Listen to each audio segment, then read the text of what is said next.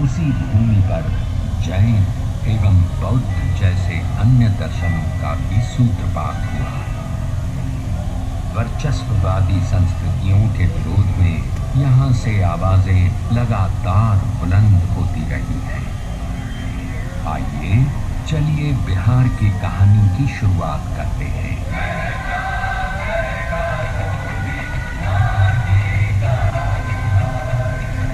शताब्दियों पूर्व बिहार के ऋषि विश्वामित्र ने भारतीय सभ्यता और संस्कृति को तत्कालीन संकीर्ण और गूढ़ मानसिकता से ऊपर उठाकर एक नई चेतना दी। विश्वामित्र ऋग्वेद के अनेक मंत्रों के रचयिता थे। उनका आश्रम आज के बक्सर जिले में स्थित था।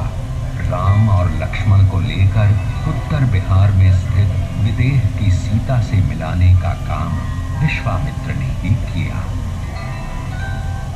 लोग जब अपने जीवन के सच, औचित्य, संवेदना और विडंबनाओं का प्रतिबिंब किसी व्यक्तित्व में पाने लगते हैं तो उससे हद तोड़कर जुड़ने लगते हैं। सीता एक ऐसा ही व्यक्तित्व लेकर पैदा हुई। सीता ने अपने व्यक्तित्व से संपूर्ण नारी जगत को वो विश्वास दिया जहां उसे कभी अग्नि परीक्षा नहीं देनी होगी। बिहार की कहानी को थोड़ा आगे बढ़ाते हुए महाभारत काल में आते हैं। इस काल के दो महान योद्धाओं को याद कर लेना जरूरी है। पहले मगध के जरासंध और दूसरे अंगराज कर्ण, जो कि वर्तमान भागलपुर जनपद के राजा थे। भागलपुर में कर्ण का किला पुरातात्विक धरोहर के रूप में आज भी मौजूद है। चूंकि कर्ण किसी राजघराने के वारिस नहीं थे, इस कारण उन्हें पग पग पर अपमान का घूंट पीना पड़ा था। वो एक महान धनुर्धर होने के साथ साथ महादानव्रती भी थे और इस व्रत की रक्षा में ही उन्हें जान गंवानी पड़ी थी।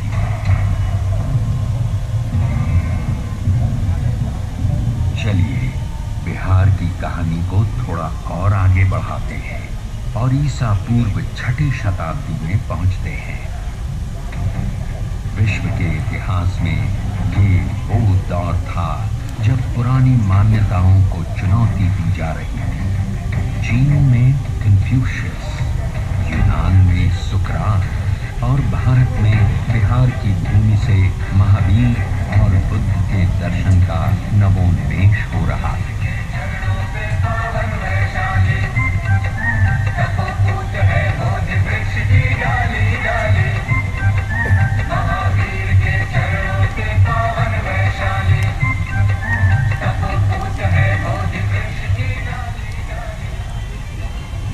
भगवान महावीर राजघराने में जन्म लेने के बावजूद बचपन से ही सांसारिक जीवन से विरक्त रहना चाहते थे। 30 साल की उम्र में वे घर छोड़ जंगलों में विचरने लगे और 12 वर्ष की कठिन तपस्या के बाद उन्हें आत्मज्ञान प्राप्त हुआ। इसके बाद उन्होंने पैदल घूम घूम कर लोगों को अहिंसा का पाठ पढ़ाया और जीने का तरीका बताया। उनका एक प्रमुख दर्शन था अनेकांतवाद। इस दर्शन के अनुसार सच को देखने का सबका अलग अलग नजरिया होता है और जब तक हम सत्य को हर एक नजरिए से परख नहीं लेते तब तक संपूर्ण सत्य को नहीं समझ सकते। जब महावीर स्वामी केवल ज्ञान की शिक्षा दे रहे थे, लगभग उसी समय एक और महापुरुष सिद्धार्थ गौतम मगध के जंगलों में ज्ञान प्राप्ति के लिए घोर तपस्या में लीन थे। इतिहास इस बात पर मौन है, पर हो सकता है महावीर और सिद्धार्थ गौतम मगध के जंगलों में एक दूसरे से मिले होंगे। आज से ठीक 2600 साल पहले वो भी क्या दृश्य था जब सिद्धार्थ गौतम ने गया से 15 किलोमीटर की दूरी पर निरंजना नदी के तट पर पीपल के वृक्ष के नीचे अंतिम ध्यान किया था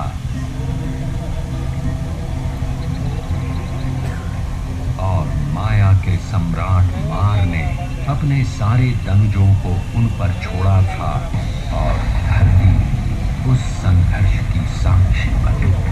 संपूर्ण बौद्ध जगत में बोध गया कि इस जगह को यूं ही ब्रह्मांड का केंद्र नहीं माना गया है। बुद्ध ने बताया कि दो अतिवाद हैं, एक तरफ जीने का भोग और दूसरी तरफ आत्मदमन। एक है खाओ पियो और मौज करो क्योंकि कल मृत्यु है, दूसरा कहता है सारी इच्छाओं को मार डालो क्योंकि इसी के कारण पुनर्जन्म लेना पड़ेगा। उन्होंने इन दोनों रास्तों को छोड़ने को कहा। वे मध्यम मार्ग के विश्वासी थे, जो न प्रवृत्तिवाद है न निवृत्तिवाद।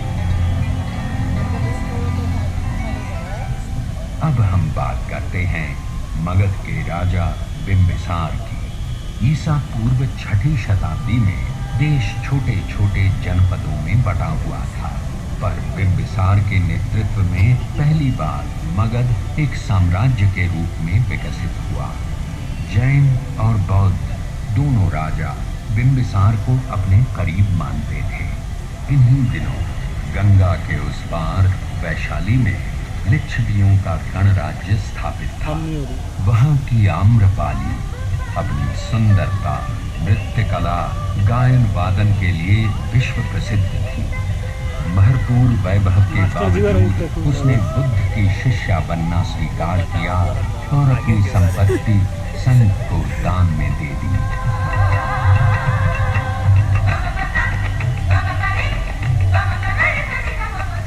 उधर राजनीति के क्षेत्र में बिंबिसार के पुत्र अजातशत्रु ने सामरिक दृष्टि को समझते हुए मगध की राजधानी को राजगीर से पाटलिपुत्र स्थानांतरित करने का फैसला किया और उसी समय राजगीर की सप्तकर्णी गुफाओं में बुद्ध के 500 शिष्य 6 महीने की संगीति के बाद त्रिपिटकों का संकलन किया। बिहार की कहानी को और आगे बढ़ाते हैं और ईसा पूर्व 3री सदी के पाटलिपुत्र में पहुंचते हैं।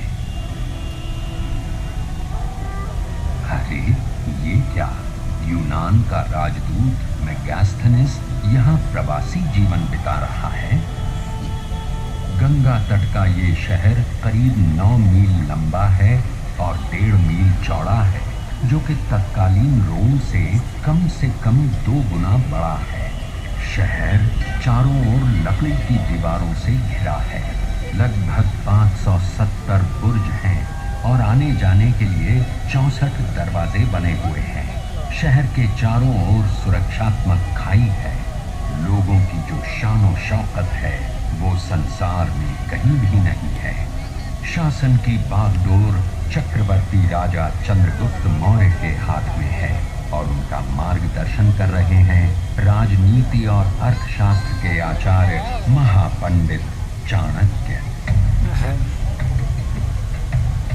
सिकंदर के आक्रमण को न केवल रोक लिया गया है, बल्कि उसके सेनापति सेल्यूकस निकेटर को हराकर पुरु के हार का बदला भी ले लिया गया है। खैबर से लेकर बंगाल तक शासित ये प्रदेश ही पहली बार भारत का मानचित्र बनाता है। चलिए अब बात करते हैं उस शख्स की जो किसी को संत दिखाई देता है तो किसी को सम्राट, किसी को वो मनुष्यों को परखने वाला राजनीतिज्ञ तो किसी को वो ऐसा विजेता दिखाई देता है जिसने विजय के दुष्परिणामों को देखकर युद्ध को त्याग दिया हो। कलिंग युद्ध के बाद बुद्ध धर्म अपनाने वाला ये शख्स और कोई नहीं बल्कि चक्रवर्ती राजा अशोक थे। सोचिए वो भी क्या परिवर्तन हुआ होगा जब शासन का संचालन लिखित अभिलेखों पर शुरू हुआ होगा। जहां लोग दीवारों से साम्राज्य की सुरक्षा करते हैं, उसने अपने शासन का विस्तार 84,000 स्तूप बनाकर किया। सचमुच अद्भुत थी राजा अशोक की सोच, और ये कोई आश्चर्य नहीं कि आजादी के बाद राष्ट्रीय ध्वज में अशोक के धर्म चक्र को अपनाया। महका महका सोंधी माटी का बिहार है।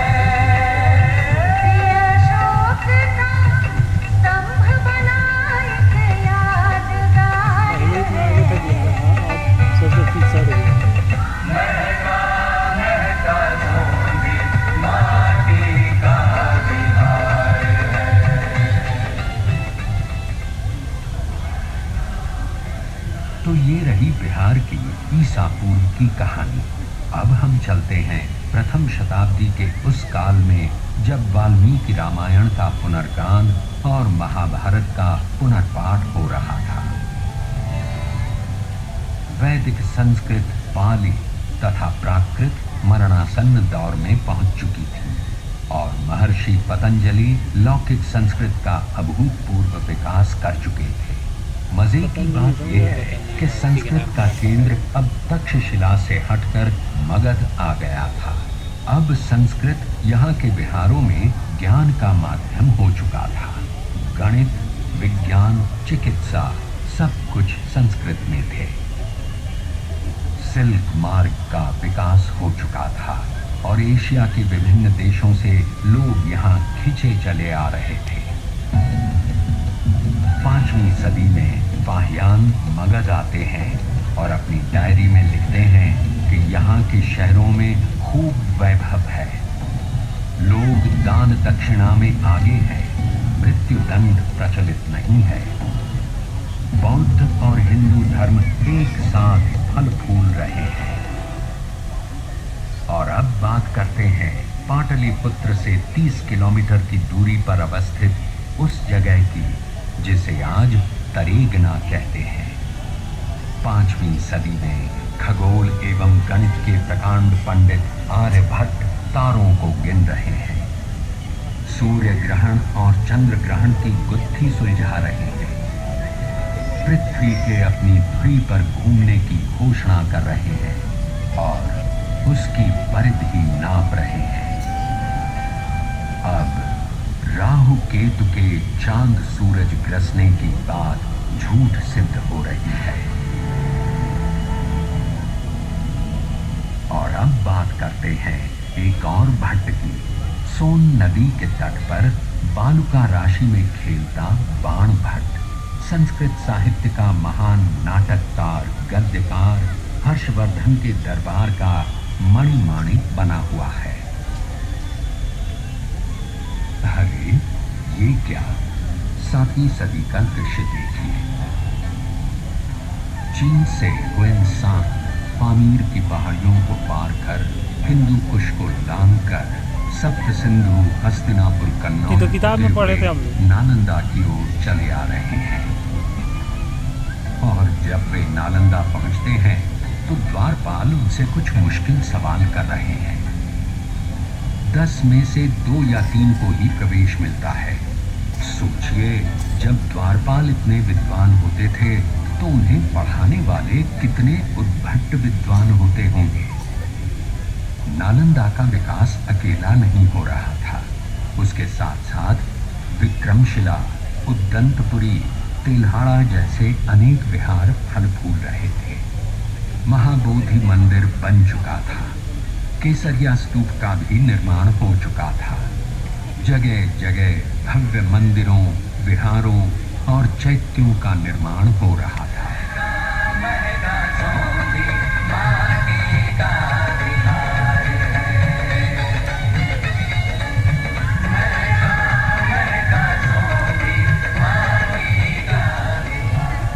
और ये देखिए 9वीं सदी का दृश्य, जब आदि गुरु शंकराचार्य दक्षिण भारत से चलकर मंडन मिश्र से मिलने सहरसा के महिषी गांव की ओर चले आ रहे हैं। लोगों को क्या आनंद आया होगा जब सन्यास और गार्हस्थ्य धर्म के द्वंद्व पर इन दोनों विद्वानों के बीच कई दिनों तक बहस चली होगी। और इस शास्त्रार्थ की निर्णायक भूमिका कोई और नहीं बल्कि मंडन मिश्र की पत्नी भारती निभा रही थी।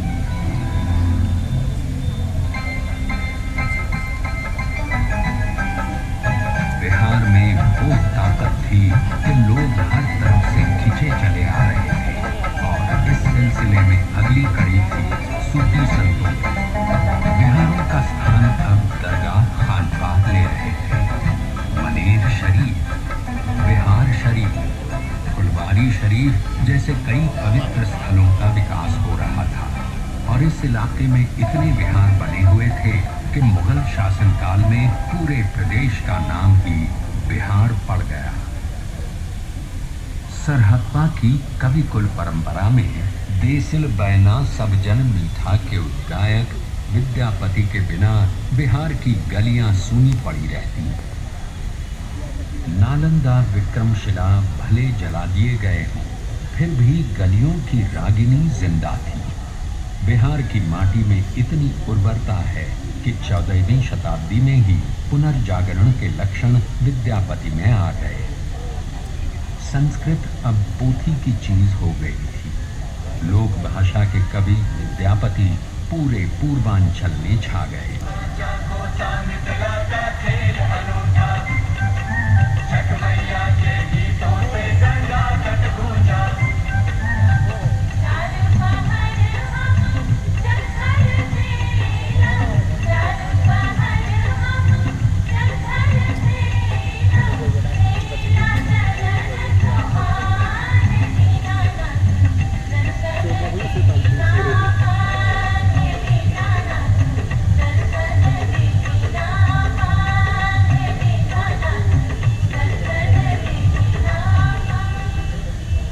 अब बात करते हैं बिहार के उस लाल की जिसने 16वीं शताब्दी में दिल्ली की सल्तनत पर अपना परचम फहराया। वो न केवल युद्ध कौशल में महारत हासिल किए हुए था बल्कि उससे भी ज्यादा कुशल शासन प्रबंधन था। उसकी सुदृढ़ शासन व्यवस्था का लाभ न केवल हुमायूं और अकबर को मिला बल्कि अंग्रेज शासन को भी मिला। ढाका से पेशावर तक की सड़क, रोहतास का किला, पंजाब में झेलम का किला, दिल्ली का किला, पटना का किला, सभी उसके अवदान हैं। ये कोई और नहीं पर शेर शाह सूरी थे। उसने देश में पहली बार चांदी से बने मानक रुपयों को चलाया और ये रुपए बाद में चलकर भारतीय उपमहाद्वीप के देशों की आधिकारिक मुद्रा बने। उसने डाक व्यवस्था को दुरुस्त किया और पाटलिपुत्र जो कि 7वीं सदी से ढलान पर था उसे पटना नाम देते हुए फिर से विश्व के मानचित्र पर ला खड़ा किया।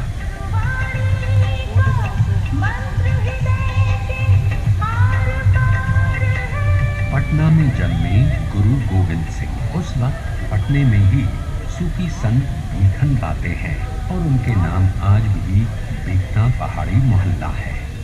सूफी संत बीखन जब गोविंद राय से मिले तो उन्होंने भविष्यवाणी की कि ये सूर्य जैसा तेजस्वी, वायु जैसा गतिमान और गंगा जैसा पवित्र होगा। और गोविंद राय ने बचपन में ही मगध के इतिहास का संपूर्ण व्यक्तित्व धारण कर लिया। ज्ञान, धर्म और भाव का संपूर्ण समन्वय। आगे चलकर उन्होंने खालसा पंथ की शुरुआत की और 42 साल की उम्र में शहीद हो गए। आज भी पटना का तख्त सिख धर्मावलंबियों के लिए अकाल तख्त के ठीक बाद आता है। इसके बाद बात करते हैं 18वीं सदी के अंतिम दिनों की, जब बिहार में एक ओर यूरोप के व्यापारी अपनी फैक्ट्रियां लगा रहे थे तो दूसरी ओर मुगलों का ठाट बाट बरकरार था। जहाजों से कारोबार हो रहा था और इस इलाके का चावल जो पटना राइस के नाम से जाना जाता था पूरे यूरोप में छा गया था। इसके बाद भारत में अंग्रेज राज स्थापित होने लगा है और अंग्रेजों के खिलाफ लोहा लेने में बिहार के लोगों का योगदान सर्वोपरि है। इसकी शुरुआत करते हैं तिलका मांझी से, जिन्होंने 1780-85 के बीच भागलपुर के जंगलों में अंग्रेजों की नाक में दम कर दिया था। 13 जनवरी 1785 को अंग्रेजों ने उन्हें भागलपुर में फांसी पर चढ़ा दिया और 1857 में बाबू कुंवर सिंह ने अंग्रेजों के विरुद्ध छापामार युद्ध करते हुए 80 वर्ष की उम्र में जिस रण कौशल, शौर्य, नेतृत्व और धैर्य का परिचय दिया, वो बिहार के इतिहास की विरासत है। वे बिहार के लोकमानस में महानतम वीर सेनानी हैं। बाबू कुंवर सिंह की मौत के बाद शुरू हुआ बिहार का शोषण।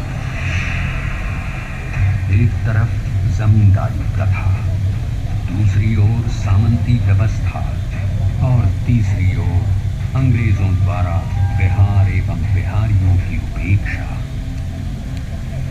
बिहारियों को न केवल राजकीय नौकरी से वंचित रखा गया, बल्कि यहाँ आधुनिक शिक्षा और आधारभूत संरचना का विकास भी नहीं किया गया। बिहार के लोग बस ताकतवर मजदूर बनकर रह गए।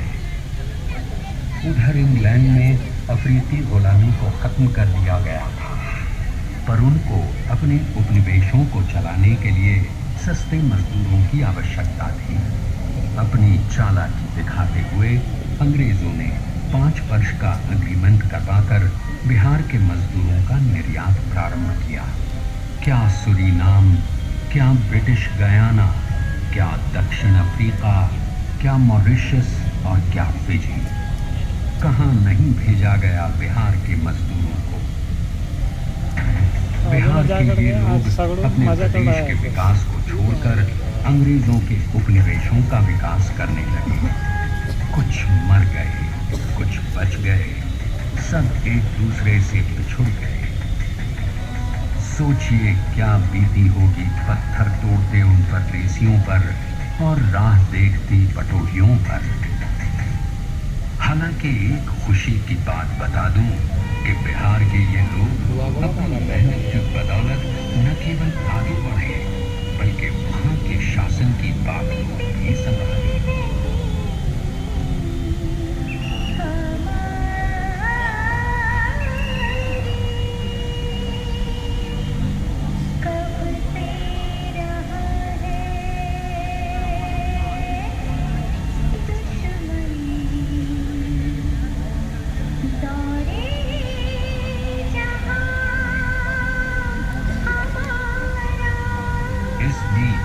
स्वतंत्रता संग्राम के लिए बिहार ने एक से एक क्रांतिकारी को पैदा किया,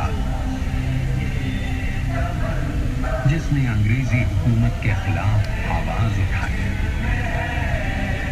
आप सब लोग जानते हैं खुदीराम बोस को, जिन्होंने अंग्रेजों पर बम फेंका और इसके बाद हंसते हुए फांसी पर चढ़ गए। भारत में पहली बार चंपारण की धरती पर सत्याग्रही गांधी का अवतरण हुआ और चंपारण का किसान आंदोलन महात्मा गांधी की नेतृत्वकारी क्षमता का प्रतिमान बन गया। और इस क्रांति की पराकाष्ठा हुई 11 अगस्त 1942 को, जब पटना सचिवालय पर तिरंगा फहराने की कोशिश में अंग्रेजों की गोली से 7 किशोर शहीद हो गए। बिहार के सपूतों की ये शहादत समूचे विश्व में अपने तरह का अकेला उदाहरण।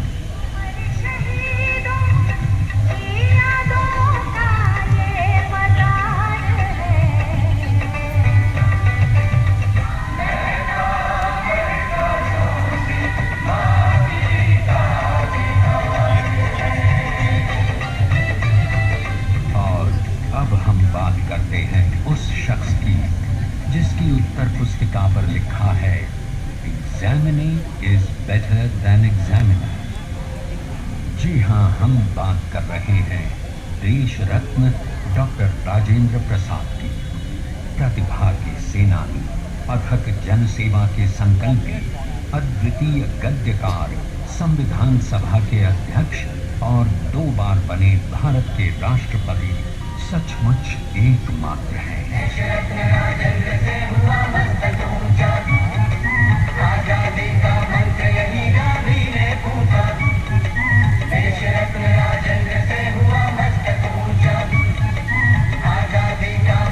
इसके बाद बात करते हैं उस महानायक की जिसने आजादी के बाद फिर से जब देश में मौलिक अधिकारों का हनन होने लगा तो ये गांधीवादी, ये सर्वोदयी उठ खड़ा हुआ, जिसने 1974 के आंदोलन का नेतृत्व किया और संपूर्ण क्रांति का उद्घोष किया। जी हाँ, हम बात कर रहे हैं लोकनायक जयप्रकाश नारायण। ये तो छापड़ा से हम लोगों का।